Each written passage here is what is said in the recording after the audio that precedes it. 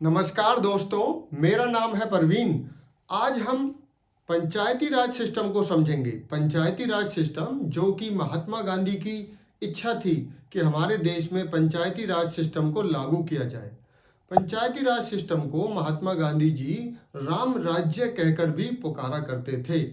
आज हम समझेंगे कि हमारे देश में कौन कौन से प्रयास थे जिनके कारण आज हम पंचायती राज सिस्टम को लागू कर पाए हैं अपने देश में। हमारा देश विश्व का सबसे बड़ा लोकतांत्रिक देश माना जाता है। बिगेस्ट लार्जेस्ट डेमोक्रेसी है हमारा देश वर्ल्ड में। ठीक है, तो हमारा देश फेडरल सिस्टम को अपनाता है। फेडरल दो तरह के सिस्टम होते हैं गवर्नमेंट के किसी भी कंट्री में, यूनिटरी एंड फेडरल। यूनिटरी का मतलब होता है सेंटर के पास सारी पॉलिटिकल पावर्स होती हैं। फेडरल गवर्नमेंट एक ऐसी गवर्नमेंट होती है जहां पर जो पावर्स होती है वो डिवाइडेड होती है।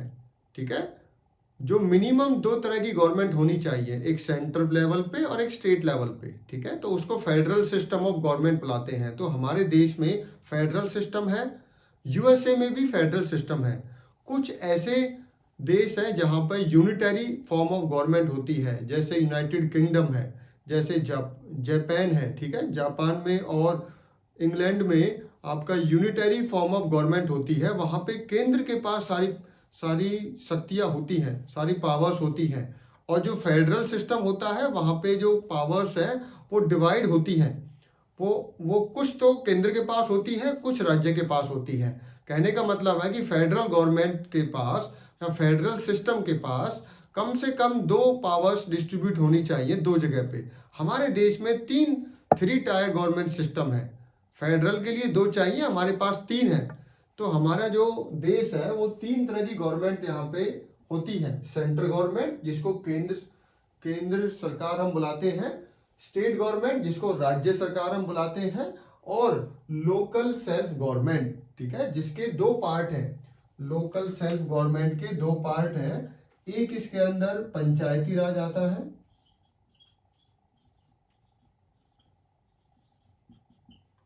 पंचायती राज सिस्टम होता है। दूसरा इसमें म्युनिसिपैलिटीज होता है।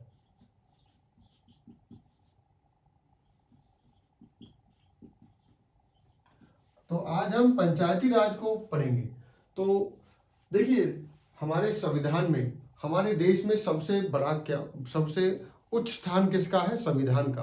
तो हमारा कर्तव्य होता है, सभी सरकारों का भी यही कर्तव्य होता है कि देश को संवैधानिक तरीके से चलाना है। जो संविधान में लिखा हुआ है उसको आपको मानना होता है, उसका उसके नियमों का पालन करना होता है।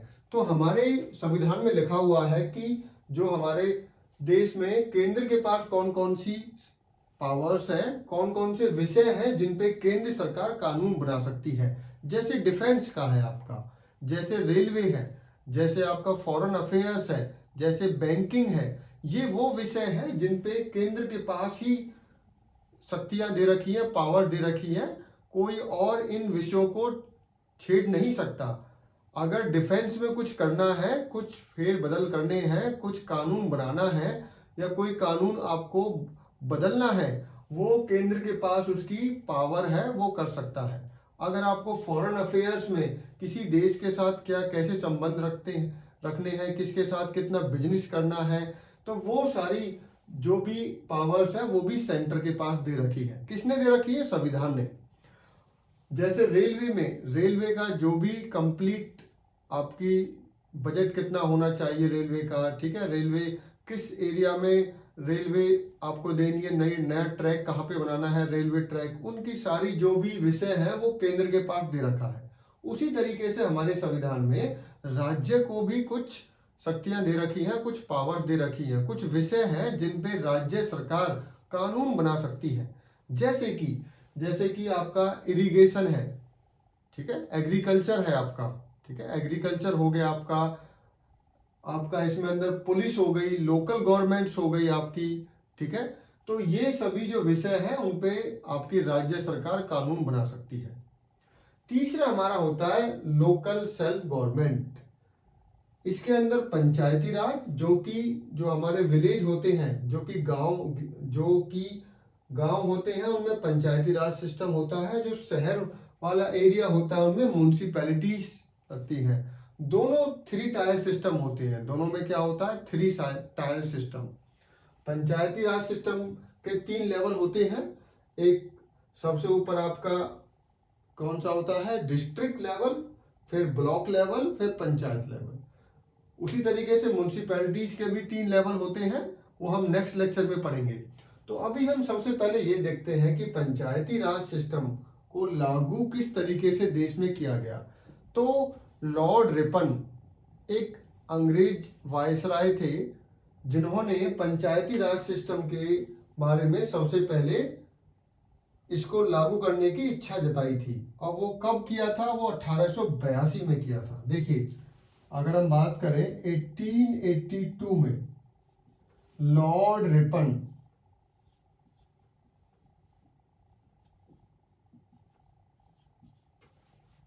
1882 में लॉर्ड रिपन, जो कि उस समय वायसराय थे, ठीक है, भारत के अंदर अंग्रेज वायसराय था, उसने पंचायती राज सिस्टम को लागू करने की सिफारिश की थी।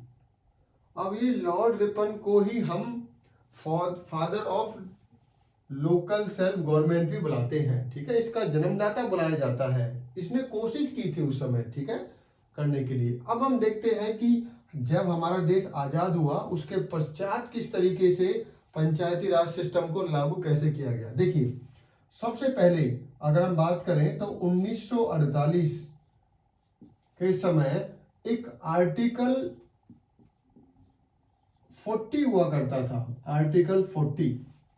देखिए, हमारे संविधान में क्या होते हैं? पार्ट होते हैं। पार्ट के अंदर आर्टिकल्स होते हैं, ठीक है। तो एक आर्टिकल था 40, जिसमें लिखा हुआ था कि सभी जो राज्य सरकार है उनको एक पंचायती राज सिस्टम बनाना चाहिए, ठीक है, उनको रखना चाहिए। उस समय कंपलसरी नहीं था, इसको संवैधानिक दर्जा नहीं दिया गया था, कॉन्स्टिट्यूशनल स्टेटस नहीं था पंचायती राज सिस्टम के लिए।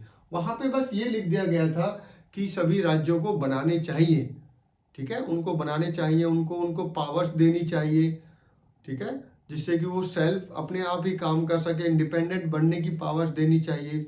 तो देनी चाहिए, बट कंपलसरी नहीं किया गया, क्योंकि संवैधानिक दर्जा नहीं दिया गया उस समय भी, ठीक है। उस समय तक संवैधानिक दर्जा नहीं दिया गया था पंचायती राज सिस्टम को।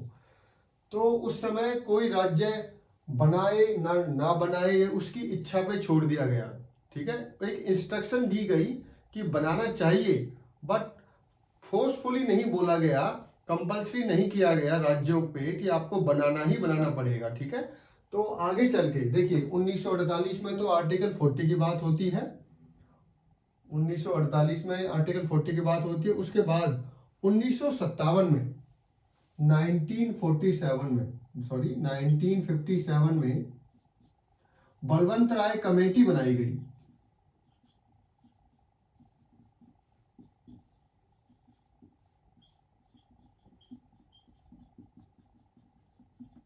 ध्यान से समझिए, बलवंत राय कमेटी बनाई गई।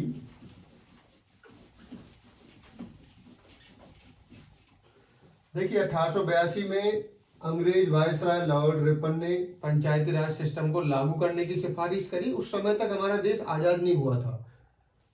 1947 में आजाद हो गया। 1948 में हमने देखा कि एक आर्टिकल 40 हुआ करता था, जिसमें कि ये राज्य सरकारों को बोला हुआ था कि आपको पंचायती राज सिस्टम बनाना चाहिए, ठीक है। हर राज्य में पंचायती राज सिस्टम बनाना चाहिए, उनको पावर्स देनी चाहिए, उनको अधिकार देने चाहिए, जिससे वो अपने आप को खुद क्या कर सके? सेल्फ गवर्नमेंट कर सके।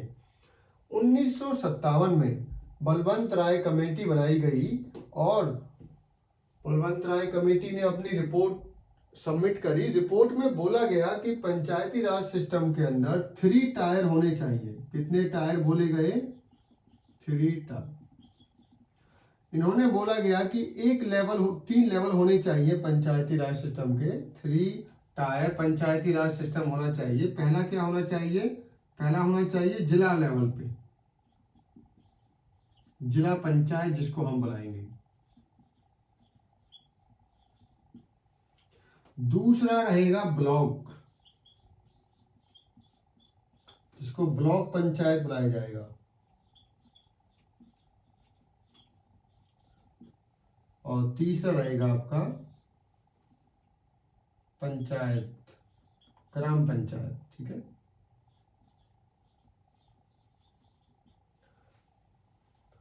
पंचायत या पंचायत, ग्राम पंचायत इसको बुलाते हैं, ग्राम पंचायत।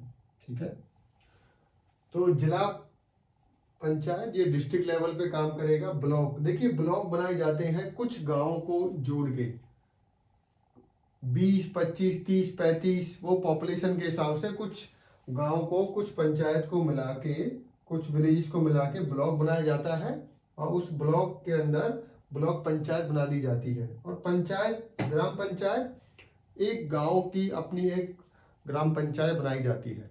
ठीक है, तो ये इसकी सिफारिश बलवंत राय कमेटी की सिफारिश मान ली गई और 2 अक्टूबर, ध्यान से समझिए ये डेट बहुत इंपॉर्टेंट है, 2 अक्टूबर 1959 में पहली बार, 2 अक्टूबर 1959 में पहली बार पंडित जवाहरलाल नेहरू के द्वारा, पंडित जवाहरलाल नेहरू जो कि उस समय के हमारे प्रधानमंत्री थे, उनके द्वारा राजस्थान में, राजस्थान के नागौर डिस्ट्रिक्ट में, ये डेट और ये नाम आपको ध्यान से समझना है और याद करना है, क्योंकि इस पे क्वेश्चन आते हैं एग्जाम में। आपसे पूछा जाएगा कि हमारे देश में सबसे पहले किस राज्य में पंचायती राज सिस्टम को लागू किया गया और कब किया गया।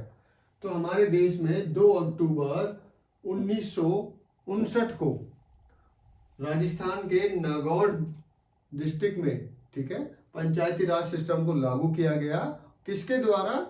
पंडित जवाहरलाल नेहरू जो कि उस समय के प्रधानमंत्री थे। 2 अक्टूबर को ही क्यों किया गया? इसका आंसर है क्योंकि 2 अक्टूबर को ही महात्मा गांधी जी का जन्मदिन होता है। तो वो महात्मा गांधी जी का सपना था जिसको साकार करने के लिए 2 अक्टूबर की डेट डिसाइड की गई। ठीक है, अब देखिए पंचायती राज सिस्टम लागू तो कर दिया गया राजस्थान में, बट इस समय तक भी संवैधानिक दर्जा नहीं दिया गया था। ठीक है, इसके बाद भी कुछ राज्य और थे जिन्होंने पंचायती राज सिस्टम को लागू कर दिया गया, बट पूरे देश में लागू नहीं हो पाया। और जहां पर भी लागू हुआ उन्होंने कोई अपने हिसाब से उसको चलाया, कोई संविधान में कोई लिखा नहीं हुआ था कि क्या पावर्स हैं, कोई फंड नहीं जनरेट होते थे, तो कोई इतना ज़्यादा महत्व नहीं मिला पंचायती राज सिस्टम को।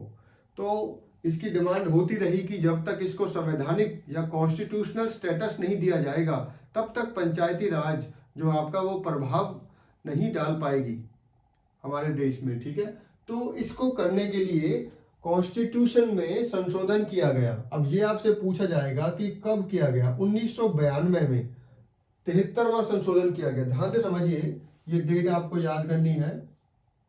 ठीक है, 1992 1992 में हमारे संविधान में संशोधन। देखिए जब भी कोई बदलाव किया जाता है संविधान में तो उसको हम बोलते हैं कॉन्स्टिट्यूशनल अमेंडमेंट, संविधानिक संशोधन। तो वो 73वां संवैधानिक संशोधन किया गया। ठीक है, 73rd constitutional amendment, constitutional amendment. ध्यान से समझिए, देखिए इससे पहले 72 संशोधन हो चुके थे, तो ये 73वां संशोधन किया गया। क्या क्या बोला गया इसमें? इस संशोधन में कहा गया कि पंचायती राज को कॉन्स्टिट्यूशनल स्टेटस दे दिया जाए। ठीक है, तो पंचायती राज सिस्टम को क्या दे दिया गया? पंचायती राज सिस्टम को कॉन्स्टिट्यूशनल स्टेटस प्रोवाइड कर दिया गया। अब इससे क्या फायदा हुआ, इससे देखिए हमारे संविधान में शेड्यूल होते हैं, अनुसूचित, जो हमारे कुछ लिस्ट दे रखी है अनुसूचित, ठीक है। तो हमारे जो शेड्यूल है उसमें 11वां शेड्यूल है, 11th शेड्यूल। 11वें शेड्यूल में लिख दिया गया कि आपके पंचायती राज के पास कौन कौन से विषय हैं, ठीक है, जिनमें वो कानून बना सकते हैं। तो 29 विषय दिए गए, 29 सब्जेक्ट्स दिए गए,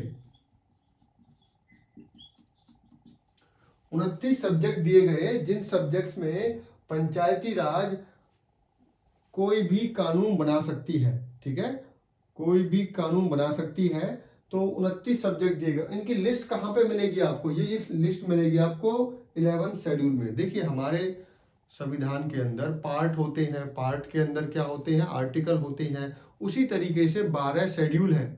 तो 11वां जो शेड्यूल है, जो कि 73वें संशोधन के बाद सम्मिलित किया गया, ऐड किया गया, उसमें लिखा हुआ है कि 29 सब्जेक्ट कौन कौन से हैं जिसमें कि आपके पंचायती राज को अधिकार है, वो कानून बना सकती है, ठीक है। तो ये आप जब कॉन्स्टिट्यूशन की बुक पढ़ोगे, अपना संविधान पढ़ोगे, तो उसमें 11वें शेड्यूल को आप ओपन करोगे तो उसमें पता चल जाएगा कि कौन कौन सी लिस्ट है, वो लिस्ट दे रखी है पूरी आपको, ठीक है। 1992 में ही 74वां संशोधन भी किया गया था, जो कि म्यूनिसिपैलिटीज के लिए है। वो हम नेक्स्ट लेक्चर में कवर करेंगे। आप इतना समझ लीजिए, 1992 में 73वां संशोधन जो कि पंचायती राज के लिए किया गया, और 74वां संशोधन जो कि म्यूनिसिपैलिटीज के लिए किया गया, और उनके लिए 12वां शेड्यूल में लिस्ट जारी की गई। वहां पे 18 सब्जेक्ट दिए गए। चलो इसको भी यहाँ बता देते हैं आपको। तो 1992 में ही आपका 74th कॉन्स्टिट्यूशनल अमेंडमेंट किसके लिए किया गया, 74वां संशोधन भी किया गया इसी समय 1992 में ही। 74th कॉन्स्टिट्यूशनल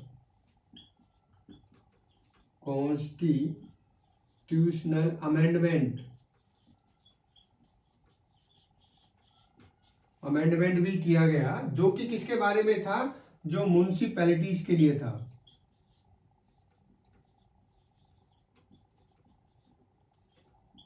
और इसको लागू करने के लिए 12वें शेड्यूल में जोड़ा गया, 12th शेड्यूल। और आपसे ये भी पूछ सकते हैं कि म्युनिसिपैलिटीज को कितने सब्जेक्ट दिए गए। इनको 18 सब्जेक्ट दिए गए,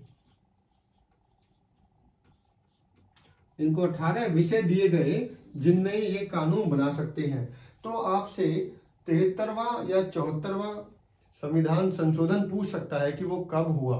तो 1992 में पहले 73वां संशोधन किया गया संविधान का, जिसमें पंचायती राज को कॉन्स्टिट्यूशनल स्टेटस दे दिया गया, और इनको 11वें शेड्यूल में लिस्ट जारी कर दी गई, एक लिस्ट डाल दी गई कि 29 सब्जेक्ट है इनके पास, ठीक है, 29 विषय है इनके पास। जैसे इनको एग्रीकल्चर दे दिया गया, ठीक है, जिसमें ये क्या कर सकते हैं, वहां पे टैक्सेस भी लगा सकते हैं। और जो देखिए मेन काम क्या होता है लोकल सेल्फ गवर्नमेंट का, जो कि सरकार की जो योजनाएं हैं उनको इम्प्लीमेंट कराना, और कुछ टैक्सेस भी लगा सकते हैं, मतलब अपना खुद का एक रेवेन्यू जनरेट कर सकते हैं अपने सिस्टम को चलाने के लिए। तभी तो सेल्फ गवर्नमेंट कहते हैं कि खुद की गवर्नमेंट है। खुद का गवर्नमेंट का मतलब क्या है, पैसा भी लोगों से लेते हैं और उनकी भलाई के लिए काम भी करते हैं। तो इनको ये अधिकार दे दिया गया कि आप टैक्सेस ले सकते हैं। कुछ ऐसे विषय हैं जिनमें टैक्सेस ले सकते हैं। जैसे मान लीजिए कोई आपको गांव में कोई मेला लगा, ठीक है, तो मेले पे कोई टैक्स आपने लगा दिया इस तरीके से, या कोई पार्किंग एरिया है आपके गांव के अंदर, वहां पे आपने पार्किंग में जो टैक्स लगा दिया कि यहाँ पे गाड़ियां खड़ी करोगे तो आपको इतना पैसा देना पड़ेगा। तो कुछ विषय दे दिए गए जिनमें क्या कर सकते हैं, वो कानून बना सकते हैं या वहां से टैक्स ले सकते हैं, ठीक है। उसी तरीके से म्युनिसिपैलिटीज को भी कॉन्स्टिट्यूशनल स्टेटस दे दिया गया, उनको भी संवैधानिक दर्जा दे दिया गया। शहरीकरण, जो शहरों वाला एरिया है वहां पे म्युनिसिपैलिटीज होती है, और जो गांव वाला एरिया वहां पे पंचायती राज सिस्टम को लागू किया गया, ठीक है। तो 1992 में आपको समझ में आ गया होगा। तो अब मैं आपसे क्वेश्चन पूछता हूं कि जो हरियाणा राज्य है उसमें पंचायती राज को कब लागू किया गया?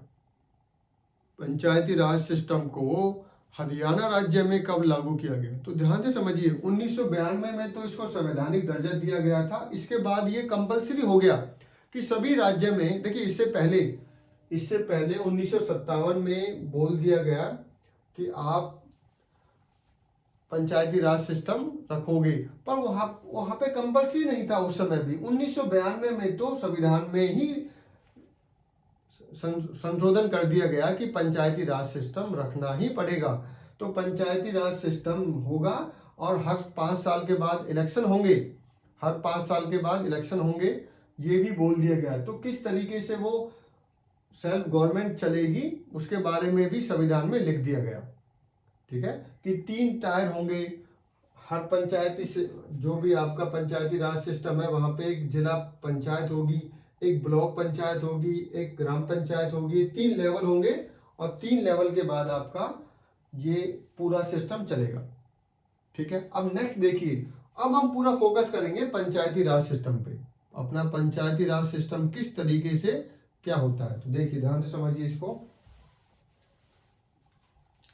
तो हल्का सा रिवीजन करवा देते हैं आपको। लॉर्ड रिपन 1882 में उसने कोशिश की, उसने सुझाव दिया कि पंचायती राज सिस्टम होना चाहिए भारत के अंदर। उस समय तक हमें आज़ादी नहीं मिली थी, तो वो जो अंग्रेज थे वो अपने लिए व्यवस्था बना रहे थे कि देश को कैसे चलानी है, तो वो हमारे लिए इतना इम्पोर्टेंट नहीं है। पर आपको इतना समझना चाहिए, अगर क्वेश्चन आता है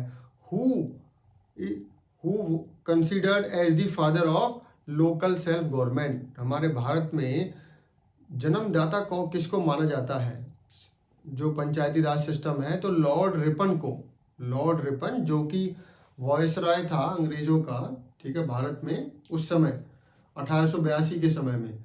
अब उसके बाद जब हम आज़ाद हो गए तो उसके बाद कौन कौन से प्रयास किए हमने? तो देखिए 1947 को हम आज़ाद हो गए। 1948 में जो हमारा संविधान बना था उसके अंदर एक आर्टिकल था 40। उस आर्टिकल में ये लिखा हुआ था कि सभी जो राज्य सरकार है उनको कोशिश करनी चाहिए कि उनको रखना चाहिए, उनको एक सेल्फ गवर्नमेंट होना, पंचायती राज सिस्टम बना के रखना चाहिए। बट ये उस समय कोई संवैधानिक दर्जा देने की बात नहीं थी इसके अंदर, ठीक है। तो पंचायती राज को कोई छूट थी कि वो चाहे तो बनाए या ना बनाए। तो उनको राय दी गई थी कि उनको बनाना चाहिए और उनको पावर्स देनी चाहिए कि वो अपने आप अपने जो एडमिनिस्ट्रेशन को चला सके। बट ऐसा हुआ नहीं। तो 1957 में बलवंत राय कमेटी को गठित किया गया।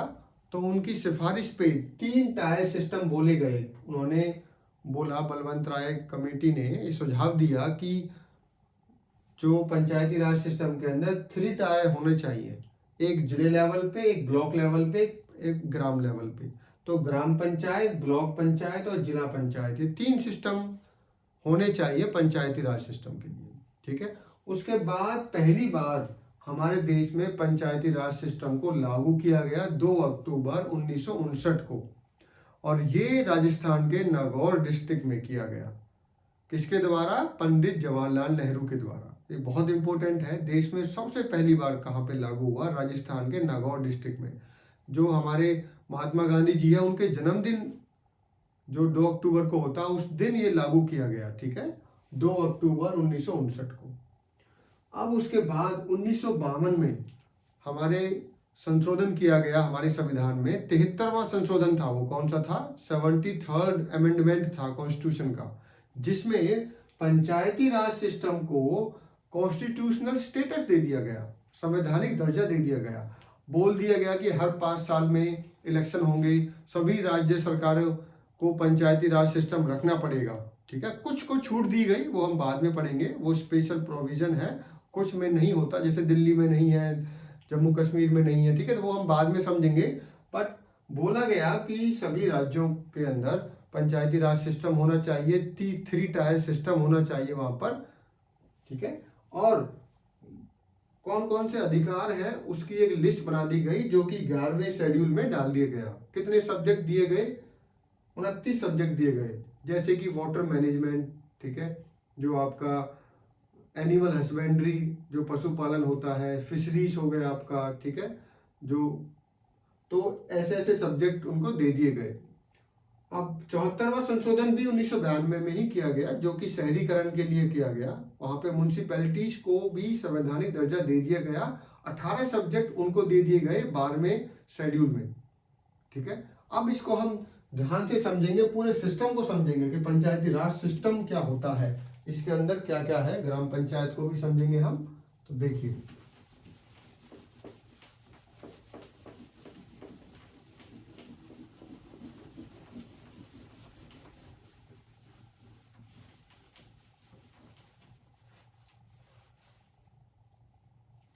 देखिए सबसे पहले हम ग्राम पंचायत को समझते हैं।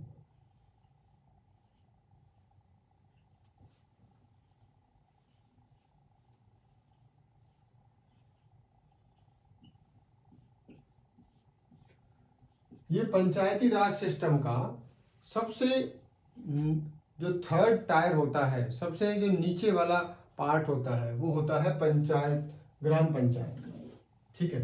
अब ग्राम पंचायत को ध्यान से समझिए। ग्राम पंचायत में कौन होता है, इनका सबसे मेन होता है सरपंच,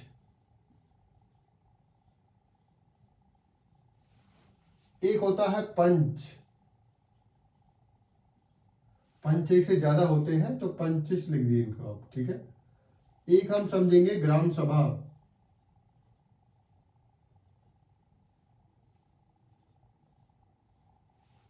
एक होता है सेक्रेटरी, सेक्रेटरी, सेक्रेटरी, ठीक है, इसको सचिव भी बुलाते हैं, ठीक है, ग्राम सेक्रेटरी या सचिव भी इसको बुलाया जाता है। तो सरपंच, पंचिस, ग्राम सभा एंड सेक्रेटरी, ठीक है। तो इसको ध्यान से समझिए। देखिए, किसी विलेज के अंदर, ध्यान से समझिए, किसी विलेज के अंदर जो भी 18 प्लस या 18 या 18 प्लस, ठीक है, 18 इयर्स और मोर, जिस जो भी विलेज के अंदर 18 साल या उससे ज्यादा का होगा, उन सभी का एक ग्रुप बनाया जाएगा, ठीक है, जिसको ग्राम सभा बुलाएंगे हम। क्या बुलाएंगे हम? ग्राम सभा। तो ग्राम सभा में एलिजिबल वोटर्स होते हैं,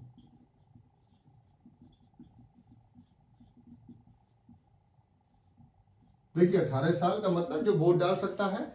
तो ग्राम सभा के अंदर उस गांव के जो भी एलिजिबल वोटर्स हैं, जो भी वोट डालने का अधिकार रखते हैं, उन सभी को, उनका एक ग्रुप बनाया जाएगा।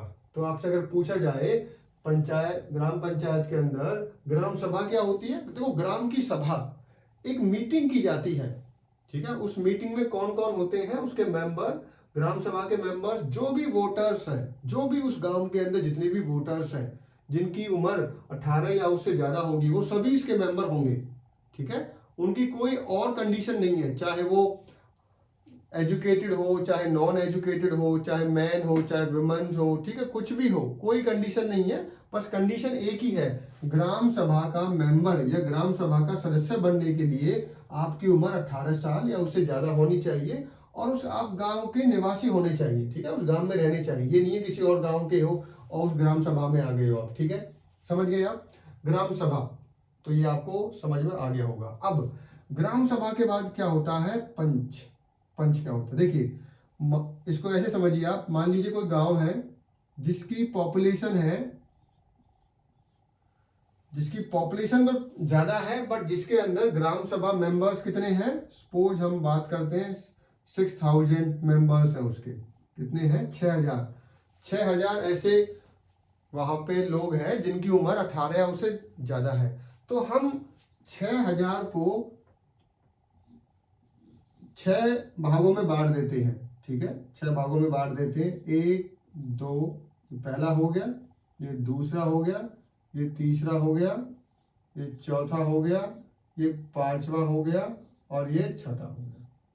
इनको वार्ड में डिवाइड कर दिया हमने, किस में डिवाइड कर दिया, ग्राम सभा को हमने वार्ड में डिवाइड कर दिया और हर वार्ड में मान लेते हैं, ठीक है, एज्यूम करते हैं कि सभी वार्ड में कितने सदस्य हैं, 1000। कितने हैं, 1000।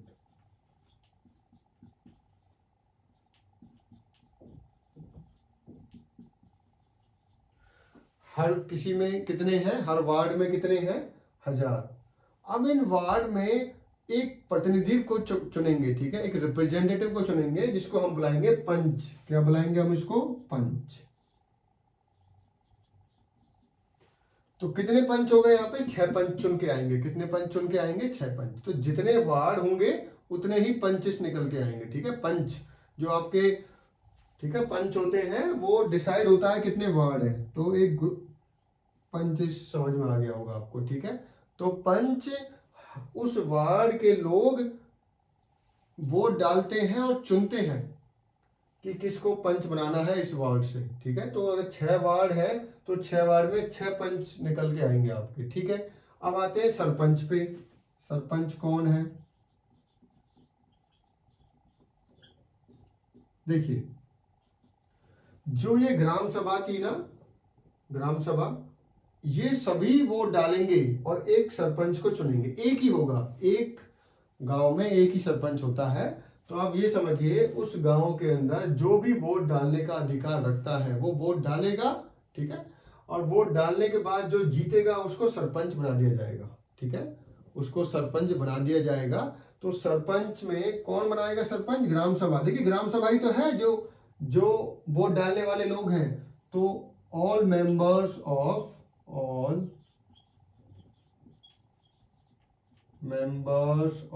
ग्राम सभा इलेक्ट्स सरपंच। पंच को कौन करते हैं, मेंबर्स ऑफ वार्ड। वार्ड के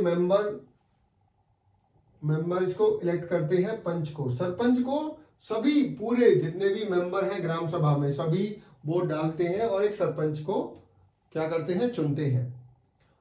नेक्स्ट,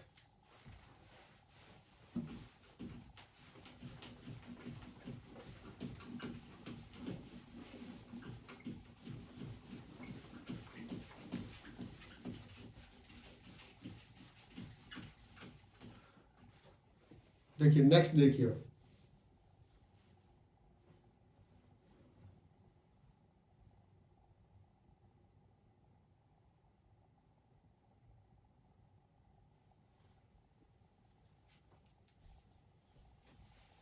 नेक्स्ट होता है ग्राम पंचायत।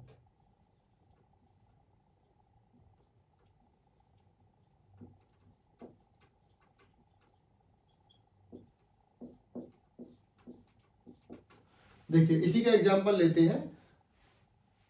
किसी विलेज में 6000 ऐसे लोग थे जो वोट डालने का अधिकार रखते हैं। उन 6000 लोगों के समूह को बुलाएंगे हम ग्राम सभा, ठीक है। उस ग्राम सभा को हमने 6 पार्ट में डिवाइड किया वार्ड में, वार्ड 1, वार्ड 2, 3, 4, 5, 6। हर वार्ड ने अपना अपना एक पंच बनाया। तो 6 पंच हो गए, एक 6 पंच है और एक सरपंच है, ठीक है। 6 पंच और एक सरपंच दोनों मिलके, देखिए सरपंच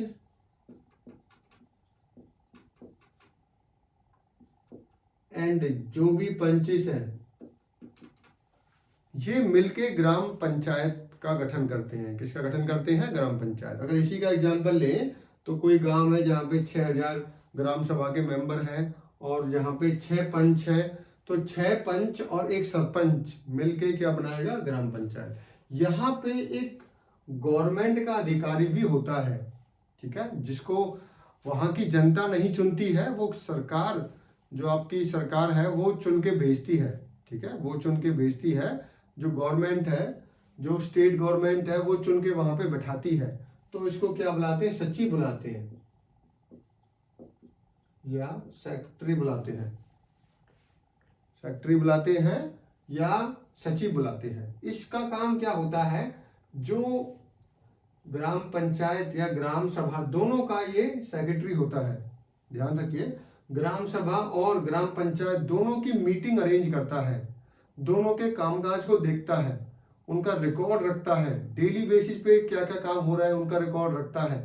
ठीक है, जो भी फंड दिया, इसको फंड मिलता है स्टेट गवर्नमेंट से, सेंट्रल गवर्नमेंट से भी मिलते हैं। ठीक है, कुछ पैसा आता है, उस पैसे को किस तरीके से खर्च किया जा रहा है उसका भी ये रिकॉर्ड रखता है। इसका मतलब जो प्रोसीडिंग्स है उनका रिकॉर्ड कौन रखता है? सेक्रेटरी। और मीटिंग को बुलाता कौन है? कॉलिंग की रिस्पॉन्सिबिलिटी किसकी होती है? सेक्रेटरी। तो ये एक तरीके से गवर्नमेंट का क्या होता है को गवर्नमेंट इसको भेजती है कि कागजी कार्रवाई कीजिए और ध्यान रखिए कोई गड़बड़ तो नहीं हो रही है वहां पे। ठीक है, तो ये इसका काम होता है। तो ग्राम पंचायत आपको समझ में आ गई होगी। ग्राम पंचायत समूह किसका है? एक ग्रुप है जहां पे सरपंच होगा। ठीक है, हर गांव की एक ग्राम पंचायत होगी। ठीक है, हर विलेज की अपनी ग्राम पंचायत होगी जिसके अंदर सरपंच होगा, पंचिस होंगे, जितने भी पंच है वहां पे, वार्ड के साथ जितने वार्ड होंगे उतने पंच होंगे और एक गवर्नमेंट का अधिकारी होता है सेक्रेटरी। ठीक है, जो कि कामकाज को लेखा देखी करता है और इनकी सहायता करता है, मीटिंग को बुलाता है, ऐसे काम करता है आपका। ठीक है, तो ग्राम पंचायत समझ में आ गई सभी को, ग्राम सभा समझ में आ गई सभी को। ठीक है, अभी तक कोई कंफ्यूजन है तो आप कमेंट बॉक्स में डाल सकते हो। ध्यान से देखिए, अभी तक हमने कुछ ऐसा नहीं समझा है। आप अपने जिस गांव में भी रहते हैं उसका एग्जाम्पल ले लीजिए, आप वहाँ पे समझ लेना, वहाँ पे जाइए और जो भी आपके गांव में, ठीक है, कोई भी बुजुर्ग आदमी है या कोई भी जो भी सीनियर सिटीजन है वो आपको समझा देगा कि आपके गांव में कितने वार्ड हैं, कितने पंच हैं, जितने वार्ड होंगे उतने ही पंच होंगे। ठीक है, एक सरपंच होगा, उन दोनों को मिला के एक ग्राम पंचायत का गठन किया गया होगा। ठीक है, अब ग्राम पंचायत की जिम्मेदारियां क्या होती हैं, अब ये समझिए आप, इनकी रेस्पॉन्सिबिलिटीज क्या होंगी।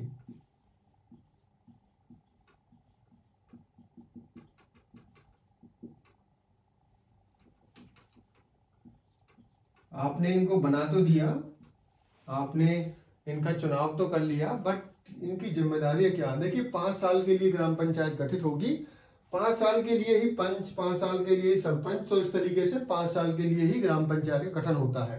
अब उसको कौन कौन सी जिम्मेदारियां हैं जो कि निभानी होती हैं, तो इनके अंदर 3 तरह की जिम्मेदारी इनको बोला जाता है कि इनको निभानी है। तो ध्यान से समझिए, पहला होता है कि जो भी गवर्नमेंट की पॉलिसीज है उनको इम्प्लीमेंट कराना,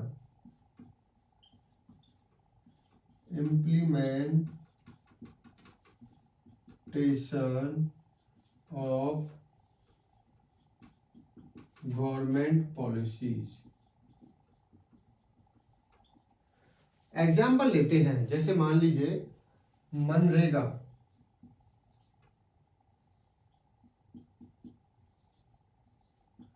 एक स्कीम चलाई थी गवर्नमेंट में जिसमें 100 दिन के लिए गारंटीड एम्प्लॉयमेंट दिया जाता है गवर्नमेंट लोगों को, जो भी गांव के लोग हैं उनको 100 दिन का एक रोजगार दिया जाता है, उसके पैसे दिए जाते हैं। ठीक है, तो अब इसको इम्प्लीमेंट कराना है, अब इसको इम्प्लीमेंट कराना है तो ये जिम्मेदारी किसकी होगी? ग्राम पंचायत की जिम्मेदारी होगी। अब उसका काम क्या होगा? लोगों को ये समझाना है कि, पहले समझाना है, फिर उनको इस पॉलिसी को जो करेगा उसके पैसे भी दिलाने हैं। तो ये जिम्मेदारी पूरी ग्राम पंचायत को करनी होती है। ठीक है, पूरी ग्राम पंचायत को करनी होती है। तो नेक्स्ट, कुछ टैक्सेस भी लेने होते हैं, लगाने भी होते हैं, लेने भी होते हैं। Levying and collection of taxes, levying and collection of taxes. जैसे एग्जांपल के लिए आप समझ सकते हो कि मान लीजिए कोई मेला लग रहा है आपके गांव में। ठीक है, तो उस पे आप क्या कर सकते हो? मेले देखने के लिए क्या कर सकते हो? आप वहां पे एक टैक्स लगा सकते हो, या कोई पार्किंग स्पेस है आपके पास, पार्किंग की कोई जगह है जहां पे जो भी गाड़ियां आएंगी बाहर से उनके लिए आप क्या कर सकते हो? एक टैक्स लगा सकते हो। तो उसको लेने की, लगाने की और उसको लेने की जिम्मेदारी दोनों ही किसकी होगी? ग्राम पंचायत को। तो ये पहली दो समझ में आ गई आपको, क्या क्या करेगा।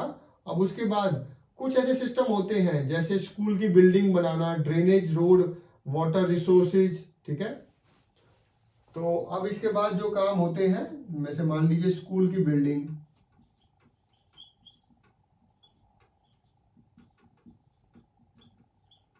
स्कूल बिल्डिंग कंस्ट्रक्शन,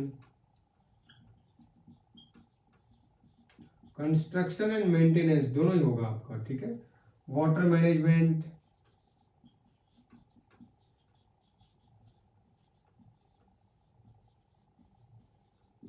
ईटीसी, ठीक है। तो ये काम ग्राम पंचायत के होते हैं। अब ग्राम पंचायत किसकी जवाबदेही किसके लिए होता है? ग्राम सभा के लिए। तो ग्राम सभा की मीटिंग होती है।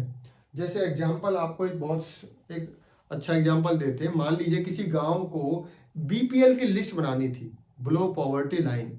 बीपीएल का मतलब होता है ऐसे लोग जो कि गरीब माने जाते हैं, उनको सरकारी कुछ योजनाओं का लाभ मिलता है। जैसे सरकार उनको कभी कभी प्लॉट देती है, ठीक है, फ्री में प्लॉट दिए जाते हैं रहने के लिए, घर बना के भी देती है। तो एक गांव में बोला गया कि आपको बीपीएल की लिस्ट बना के देनी है। मान लो यही गांव है, 6000 लोगों यहाँ पे क्या थे, ग्राम सभा के मेंबर हैं 6000, और पंचायत के अंदर कितने मेंबर होंगे? एक पंच हो गया, 6 पंच हो गए, एक सरपंच हो गया, तो 7 मेंबर हो गए ग्राम पंचायत के। तो उन सबको मिलके एक लिस्ट बनानी थी, निर्णय लेना है कि गांव के अंदर कितने लोग हैं जो कि बीपीएल की लिस्ट में डाले जाए। तो एक लिस्ट बनाई गई। अब वो लिस्ट जब बन जाती है तो ग्राम सभा की जब मीटिंग होगी तो उसमें वो दिखाई जाती है। तो ग्राम सभा के मेंबर क्या कर सकते हैं? मान लीजिए वो लिस्ट के अंदर 10 नाम थे, ठीक है, मान लीजिए 10 नाम थे, और उन्होंने देखा कि अरे इसमें तो एक नाम ऐसा है जो कि नहीं होना चाहिए था, इसने तो अभी अपना नया घर बनाया है, नई गाड़ी ली है, इसको बीपीएल में कैसे डाल दिया। तो आप उनसे क्वेश्चन कर सकते हो कि इसका नाम कैसे आया। या आपने देखा कि कोई बहुत ही गरीब है और उसका नाम नहीं डाल रखा, तो आप पूछ सकते हो ग्राम पंचायत में सभी से, आप सरपंच से, पंच से, इनसे पूछोगे कि भाई ऐसा क्यों कर रहे हो आप, उसका नाम क्यों नहीं डाला। तो इसकी जवाबदारी किसकी होगी? इनकी। तो उनको बताना होगा कि क्यों नहीं डाला, ठीक है। उसके बाद उसको लिस्ट को चेंज कर सकते हो, और इसीलिए इसको सेल्फ गवर्नमेंट बुलाते हैं। देखिए गवर्नमेंट ही तो है, आप खुद ही डिसीजन ले रहे हो और इसमें लोगों की भागीदारी सुनिश्चित की जा रही है, लोग भी बैठ रहे हैं। ऐसी गवर्नमेंट, अब एमएलए है मान लीजिए आपके एरिया में, या एमपी है, वो कोई डिसीजन लेते हैं तो कोई जो कॉमन पीपल है उनके सामने थोड़ी कभी वो बैठते हैं निर्णय लेने के बाद। बट यहाँ पे पंचायती राज में क्या होता है, जो भी आपने फैसले लिए हैं वो ग्राम सभा के जो मीटिंग होगी तो उसमें उसकी क्या होगी, उसमें सभी का डिस्कशन होगा कि क्या ये ठीक किया गया है, क्या ये सही है। मान लीजिए एक गांव की समस्या है, गांव में जो वाटर लेवल है वो काफ़ी नीचे हो गया है। वाटर लेवल का मतलब है कि कितने नीचे तक पानी का लेवल है, और लोग कह रहे हैं कि क्या समाधान होना चाहिए। तो ग्राम सभा की एक मीटिंग ली गई, तो किसी ने सुझाव दिया, एक काम करते हैं, हम एक वाटर टैंक बना लेते हैं बहुत बड़ा, उसमें स्टोर कर लेते हैं वाटर, ठीक है। दूसरे ने बोला, किसी ने, ग्राम सभा के मेंबर ने, अब इसमें मेंबर वही है जो 18 साल से ज़्यादा है, ध्यान रखिए। तो दूसरे मेंबर ने बोला कि ऐसा ये परमानेंट सॉल्यूशन नहीं है, आप कुछ और सोचिए। दूसरा बोलता है कि मैं महाराष्ट्र गया था तो मैंने वहाँ वाटर शेड मैनेजमेंट देखी थी, वो हम यहाँ पे लागू कर सकते हैं। तो वो लोगों को पसंद आई और ग्राम सभा ने ये डिसीजन लिया कि हम वाटर शेड मैनेजमेंट यहाँ पे लगाते हैं। तो ये सभी ग्राम सभा में क्या होती है, डिस्कशन भी होता है, और जो निर्णय ले लिया गया है उस पे भी चर्चा होती है, ठीक है। जैसे बीपीएल की लिस्ट वाला मैंने आपको बताया, लिस्ट बन चुकी है और वो ग्राम सभा में देखी जा रही है कि किस किस का नाम है, किस किस का नहीं है, ठीक है। तो ये सारी चीजें, अब इसमें ग्राम सभा में तो सभी आ गए, जो भी लोग 18 साल से ज्यादा है वो सभी आ गए ना, तो सभी वो जवाबदेही, वो अपना क्वेश्चन पूछ सकते हैं ग्राम पंचायत से। सरपंच ही नहीं, पंच भी जिम्मेदार है, ध्यान रखिए। हमें कभी कभी लगता है कि ग्राम जो गांव में लोग होता है ओनली पंच की जिम्मेदारी, नहीं, पंच और सरपंच दोनों की जिम्मेदारी होती है, क्योंकि सरपंच भी तो है, वो भी तो वार्ड ने बना के भेजे हैं अपने रिप्रेजेंटेटिव। तो पंच हो गए और सरपंच हो गए, दोनों मिलके ही ग्राम पंचायत बनाएंगे, ग्राम पंचायत का गठन करेंगे, ठीक है। तो ये हमने देखा कौन कौन सी बिल्डिंग्स हैं, क्या वो करते हैं, ठीक है। तो अब आपको ये देखना है कि जो आपका क्षेत्र है, जो भी आपका राज्य है, मान लीजिए हरियाणा की बात करते हैं, तो हरियाणा के अंदर जो आपके कितनी ग्राम पंचायतें हैं, ये आपको कमेंट बॉक्स में डालना है। आपके राज्य के अंदर ग्राम क्या होंगी, पंचायत होंगी, तो ग्राम पंचायत कितनी है वो आपको बताना है। हरियाणा से बिलोंग करते हैं वो हरियाणा की बताएंगे कि हमारे राज्य में इतनी ग्राम पंचायत है। जो बिलोंग करते हैं किससे, जो बिलोंग करते हैं उत्तर प्रदेश से, तो उत्तर प्रदेश में बताएंगे कितनी ग्राम पंचायतें हैं। ठीक है, इस तरीके से। नेक्स्ट, ये तो हो गया हमारा पहला सबसे नीचे वाला लेवल। अब उसके बाद कौन सा होता है, ब्लॉक पंचायत। इसके बाद कौन सी आएगी, ब्लॉक पंचायत। सबसे इंपॉर्टेंट ग्राम पंचायत ही है, क्योंकि ये बिल्कुल रूट लेवल पे काम करती है। अब देखिए नेक्स्ट होती है हमारी ब्लॉक पंचायत।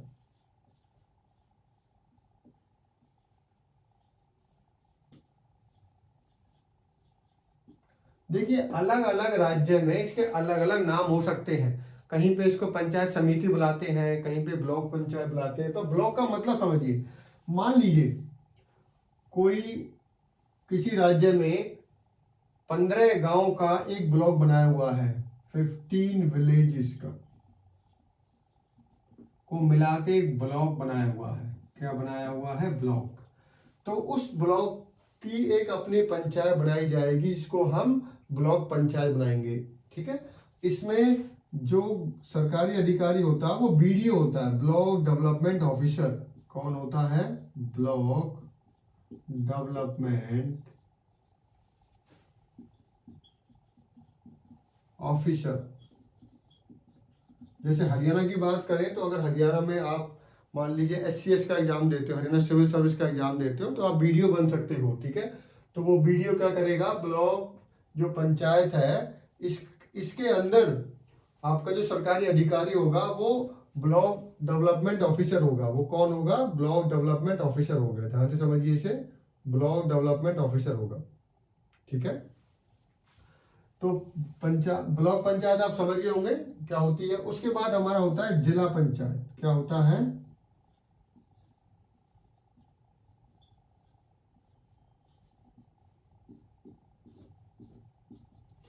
ये जिले लेवल पे होता है। किस लेवल पे होता है, जिले लेवल पे होता है, डिस्ट्रिक्ट लेवल पे होता है। किस लेवल पे होता है, डिस्ट्रिक्ट लेवल पे। तो ये आपका डिस्ट्रिक्ट लेवल पे होता है। ठीक है, इसमें जो हेड होता है जनरली जो अधिकारी होता है वो आईएएस लेवल का होता है। किस लेवल का होता है, आईएएस लेवल का। ठीक है, तो ये हमारे सिस्टम होते हैं। मेन आपका ग्राम पंचायत ही है। अब ये जो रिमेनिंग होते हैं वो एक समूह बना दिया जाता है, वो जिनकी जिम्मेदारी ब्लॉक लेवल पे होती है, इसकी डिस्ट्रिक्ट लेवल पे होती है, पर जो रूट लेवल पे होता है वो ग्राम पंचायत ही रहेगा। वो क्या रहेगा, ग्राम पंचायत ही रहेगा। तो आपको अपने राज्य के अंदर कितने जिला पंचायत कितनी है, ब्लॉक पंचायत कितनी है, ग्राम पंचायत कितनी है, उसका डेटा लिखना है कमेंट बॉक्स में और बताना है। ठीक है, अगले लेक्चर में हम देखेंगे कि जो हमारे म्यूनसिपैलिटीज होती है, जो कि 74वें संशोधन में दिया गया, वो भी 3 टायर सिस्टम होता है। ठीक है, जिसमें एक आपका नगर निगम होता है। जो बड़े शहर होते हैं जिनकी पॉपुलेशन 3 लाख से ज्यादा होती है उनको नगर निगम बोल देते हैं। एक नगर परिषद होता है आपका। ठीक है, जो नगर परिषद होता है वहां पे 50,000 से 3 लाख के बीच में जिनकी पॉपुलेशन होती है। एक नगर समिति होती है जिनकी पॉपुलेशन सबसे कम होती है, 50,000 से भी कम होगी, तो उनको नगर समिति हम बुला देते हैं। ठीक है, तो ये नेक्स्ट लेक्चर में हम पढ़ेंगे। Thank you.